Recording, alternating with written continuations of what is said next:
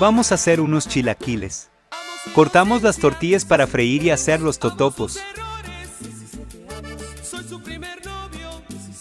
Hervir 4 tomates, unos chiles al gusto y luego licuar con un pedazo de cebolla y ajo.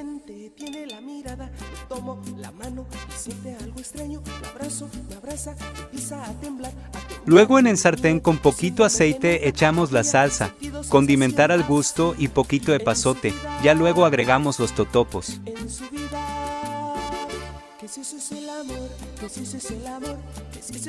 Servir con crema, queso, cebolla y cilantro.